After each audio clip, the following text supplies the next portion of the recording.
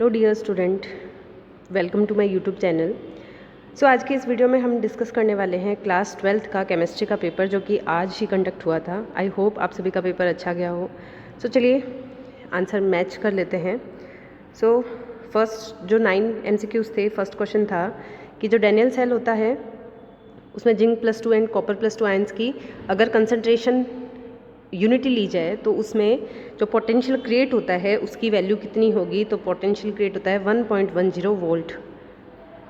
Second question है, ये term दे रखी है, एक्सप्रेशन दे रखा है कि K = 2.303/T log R0/R।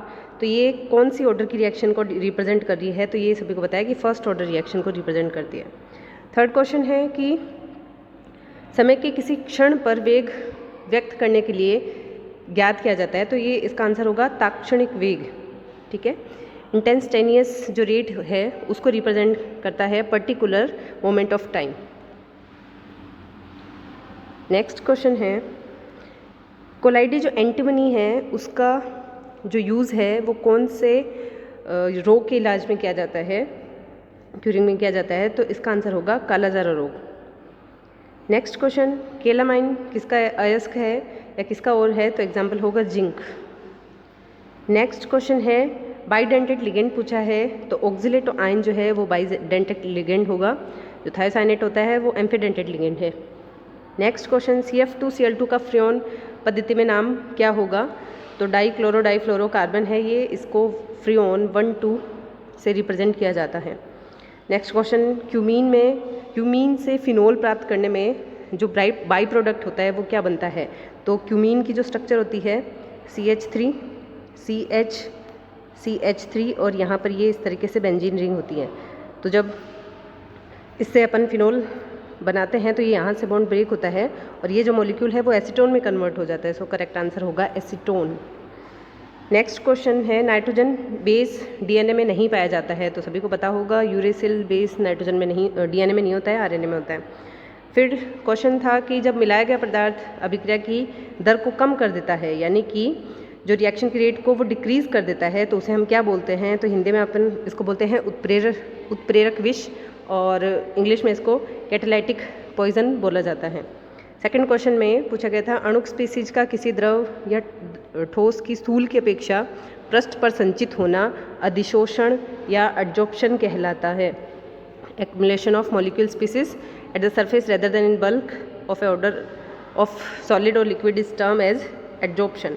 Third question पूछा है, विलियमसन सिंथेसिस रिएक्शन पूछी है और पूछा है कि इसमें सोडियम एल्कोक्साइड के साथ में किसकी रिएक्शन से ईथर का फॉर्मेशन होता है? तो एल्काइल हैलाइड की रिएक्शन होती है, RX की रिएक्शन होती है। अगला क्वेश्चन में फेलिंग सॉल्यूशन A पूछा है, किसका एक्वस सॉल्यूशन होता है? तो ये होता है कॉपर सल्फेट का एक्वस सॉल्यूशन। नेक्स्ट जो वेरी शॉर्ट टाइप क्वेश्चन थे उसमें फर्स्ट क्वेश्चन है, नेचुरल एंड आर्टिफिशियल जो रेडियो एक्टिव रिएक्शंस है वो कौन से ऑर्डर की होती है? तो ये चाहे नेचुरल हो आर्टिफिशियल हो, ये सारी फर्स्ट ऑर्डर रिएक्शंस होती हैं। यूरिया का अमोनिया और कार्बन डाइऑक्साइड में अगर डिकम्पोजिशन होता है तो कौन सा एंजाइम काम आता है? तो यूरिएज या यूरेज एंजाइम इसे कहा जाता है। नेक्स्ट क्वेश्चन में सुक्रोज का हावर्थ प्रक्षेपण फॉर्मूला पूछा था, प्रोजेक्शन फॉर्मूला। तो हावर्थ में इस तरीके से साइक्लिक रिंग बना करके बनाई जाती है और आपको मैंने याद करवा रखा था, सुक्रोज जो है वो ग्लूकोज प्लस फ्रक्टोज से मिलकर के बना होता है। ठीक है, और इनमें जो 1,4 ग्लाइकोसाइडिक लिंकेज होता है। ठीक है, और ये अल्फा ग्लूकोज और बीटा फ्रक्टोज। ठीक है, तो इस तरीके से इसकी स्ट्रक्चर बन जाएगी। नेक्स्ट क्वेश्चन पूछा था इलेक्ट्रोडायलाइसिस। तो डायलाइसिस आप सभी को पता है, उसमें जो अपना जो कोलाइडल सॉल्यूशन है वो एक बैग में इस तरीके से भर करके और एक बीकर में रख दिया जाता है। ठीक है, कंटिन्यूस उसमें से वाटर हम पास करते हैं तो जो इम्प्योरिटीज़ होती है वो बाहर निकल जाती है। ठीक है, अब इलेक्ट्रोडायलिसिस में क्या होगा कि इसमें इलेक्ट्रोड भी लगा दिए जाएंगे।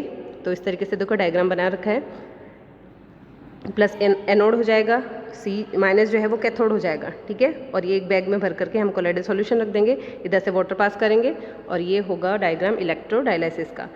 फिर पूछा है फ्लोटेशन प्रोसेस का डायग्राम पूछा था। तो इसमें भी इस तरीके से इसका डायग्राम हो जाएगा, एयर पास की जाती है ऊपर से और इसमें ऑयल डाला जाता है, जेंथेट ऑयल और मिनरल फ्लोट इस तरीके से, और ये फैन टाइप से इसको फ्लो किया जाता है तो वो ऊपर फ्लो करने लग जाता है, फ्लोट करने लग जाता है अपना और, ठीक है। और नेक्स्ट क्वेश्चन है फिनोल से सैलिसिलिक एसिड बनाने की केमिकल रिएक्शन लिखनी थी। तो देखिए 2 टाइप से अपन नेम रिएक्शंस में मैं आपको बता चुकी हूँ बहुत बार। फर्स्ट रायमर्टिमान रिएक्शन से भी आप इसको सिंथेसाइज कर सकते हैं। फिनोल की CCl4 + KOH के साथ में रिएक्शन, यहाँ पर CHCl3 से तो सैलिसिल्डिहाइड बन जाता है, CCl4 लेंगे तो यहाँ से सैलिसिलिक एसिड बन जाएगा। Second reaction Kolbe Smith reaction से भी इसको बनाया जा सकता है। फिनोल की CO2 के साथ में रिएक्शन होगी बेस की प्रेजेंस में, तो यहाँ पर एसिड ग्रुप इंसर्ट हो जाएगा इसमें, ठीक है। फिर अगला क्वेश्चन है आइसोब्यूटिल अल्कोहल का IUPAC नाम। तो ये आइसोब्यूटिल अल्कोहल है, IUPAC नोमेनक्लेचर हो जाएगा 2-मिथाइल प्रोपेन 1-ऑल। नेक्स्ट बेंजीन डाइएजोनियम क्लोराइड का केमिकल फॉर्मूला पूछा है, तो ये हो जाएगा, आप बेंजीन पे सीधा N2+ भी शो कर सकते थे और Cl- इलेक्ट्रोस्टैटिक फोर्स के थ्रू से जुड़ा रहेगा benzene diazonium chloride. Next question था FCC में पूछा है नंबर ऑफ पार्टिकल्स। तो FCC में कॉर्नर्स पर और फेस पर होगी। कॉर्नर्स पर निकालेंगे 8 × 1/8 और 6 × 1/2। सो इसका आ जाएगा इस तरीके से 4 आंसर। नेक्स्ट क्वेश्चन था P टाइप के जो सेमीकंडक्टर्स होते हैं उसका एक एग्जांपल देना था। तो कैसे हो जाएगा भी कि इसमें जो सिलिकॉन या जर्मेनियम होता है उसमें डॉपिंग की जाती है एल्यूमिनियम, बोरोन या गैलियम की। तो इस तरीके की डॉपिंग से और P टाइप के सेमीकंडक्टर का फॉर्मेशन होता है, ठीक है। एक वैकेंसी हो जाएगी, इसकी वैलेंसी 4 है, इसकी 3 ही है, सो एक वैकेंसी रहेगी, इसलिए इसको P टाइप का सेमीकंडक्टर कहते हैं। नेक्स्ट क्वेश्चन है क्लोरोबेंजीन से डाइफेनिल बनाने की केमिकल रिएक्शन। सो ये फिडिक रिएक्शन बच्चों की फेवरेट रिएक्शन है। सो इसमें एरिल हैलाइड लेंगे और Na के साथ में उसकी रिएक्शन की जाती है और यहाँ से NaX निकल जाता है और बाइफेनिल का फॉर्मेशन हो जाएगा, ठीक है। नेक्स्ट क्वेश्चन पूछा होता है एथिलीन ग्लाइकोल का 35% V/V विलियन वाहनों के इंजन को ठंडा करने में काम आता है। क्वेश्चन था कि जल का इसमें वॉल्यूम बताना है आपको मिलीलीटर में, ठीक है। तो 35% का क्या मतलब है कि 35 ml तो इसमें एथिलीन ग्लाइकोल है और बाकी बचा हुआ इसमें क्या है भाई, वाटर है। तो 65 ml इसमें क्या हो जाएगा, वाटर प्रेजेंट हो जाएगा, ठीक है।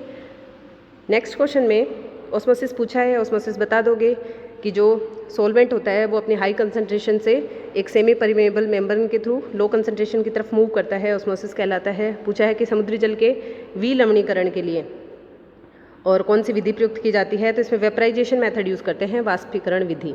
नेक्स्ट क्वेश्चन पूछा हुआ है ज्यामितीय समावयवी बनाने थे, मतलब ज्योमेट्रिकल आइसोमर्स बनाने थे। तो भाई इसकी वर्ग समतलीय संरचना यानी स्क्वायर प्लेनर शेप है।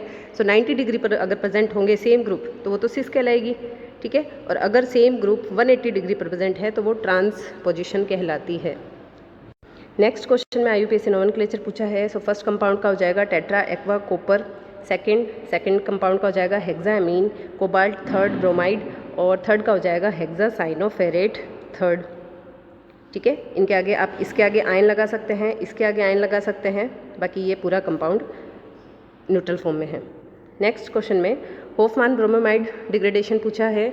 सो इस रिएक्शन में एमाइड की रिएक्शन होती है Br2 के साथ में NaOH के साथ की प्रेजेंस में, बेस की प्रेजेंस में होती है। और यहाँ से आपको ट्रिक बताया हुआ है कि यहाँ से ये CO को आप रिमूव करके और प्राइमरी एमीन का इसमें फॉर्मेशन हो जाता है। साइड प्रोडक्ट Na2CO3 NaBr और H2O का फॉर्मेशन यहाँ पर होता है, ठीक है। नेक्स्ट क्वेश्चन पूछा है कि ट्राईमेथिल एमीन जो है वो कम बेसिक है, ठीक है, लेस बेसिक है किससे, मेथिल एमीन से।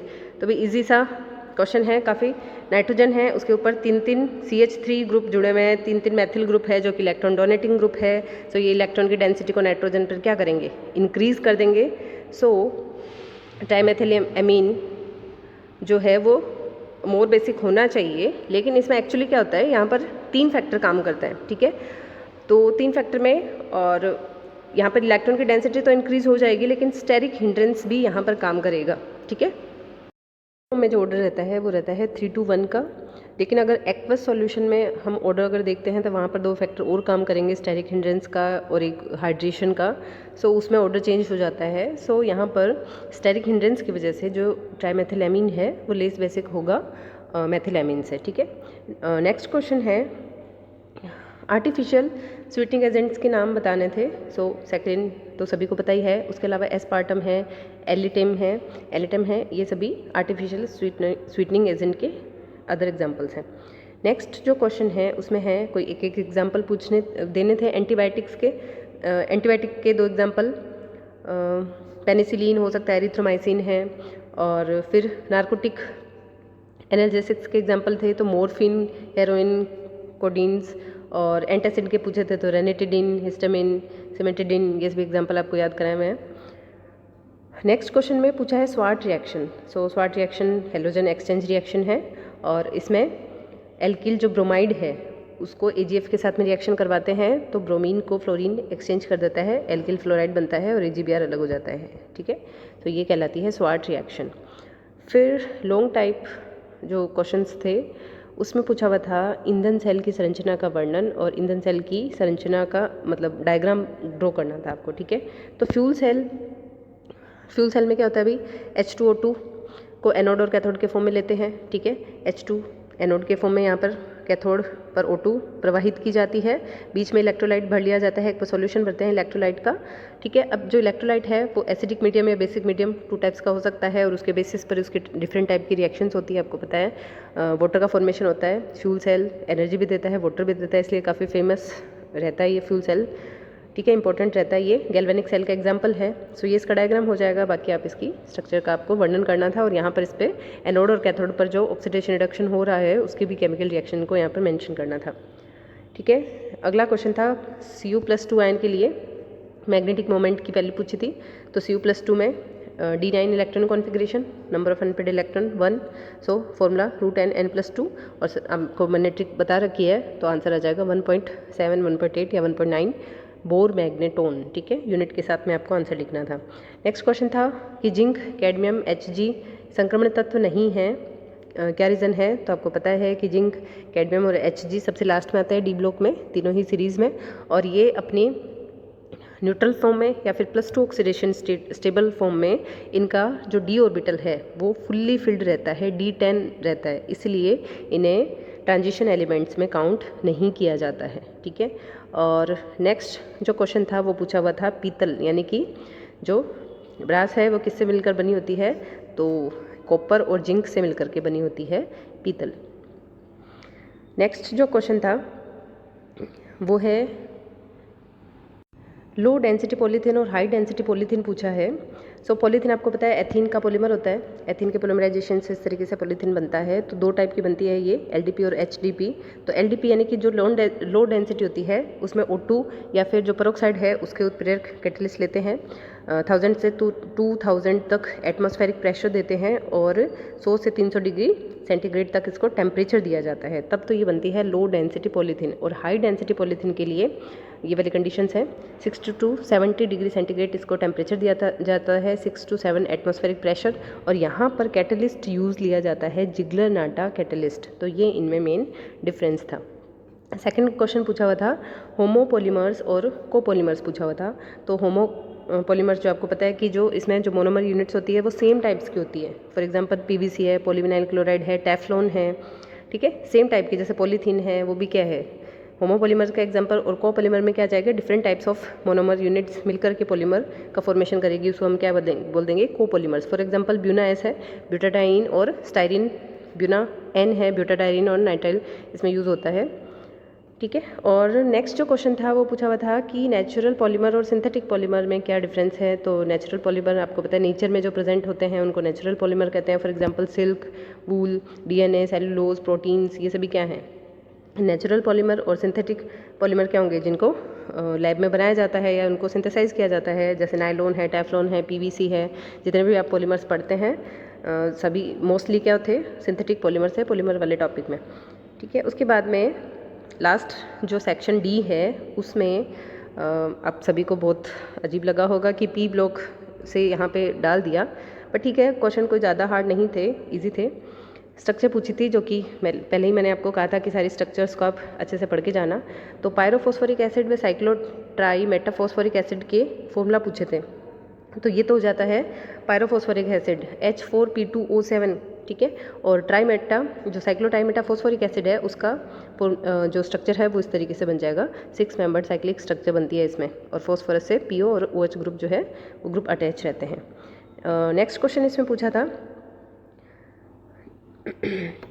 डिफरेंस पूछा था इसमें रोम्बो रोम्बिक सल्फर और मोनोक्लिनिक सल्फर में, इसमें डिफरेंस पूछे थे। तो रोम्बिक सल्फर में कोई दो ही डिफरेंस लिखने थे। रोम्बिक सल्फर को हम अल्फा सल्फर भी कहा जाता है, मोनोक्लिनिक को बीटा सल्फर कहा जाता है। अल्फा सल्फर को जब गर्म करते हैं 368 केल्विन पर तो बीटा का फॉर्मेशन होता है। अल्फा सल्फर क्या होता है, insoluble in water but readily soluble in CS2, और जो मोनोक्लिनिक सल्फर होता है वो सॉल्युबल होता है इन CS2। ठीक है, मोनोक्लिनिक सल्फर को और रोम्बिक सल्फर से ही बनाया जाता है। ठीक है, तो इस तरीके से 2-3 डिफरेंस आप मेंशन कर सकते थे। उसके अलावा नेक्स्ट क्वेश्चन था इसके और में कि पर ऑक्सो डाइसल्फ्यूरिक एसिड और पायरोसल्फ्यूरिक एसिड का फॉर्मूला पूछा था। तो ये हो जाएंगे इन दोनों के स्ट्रक्चर।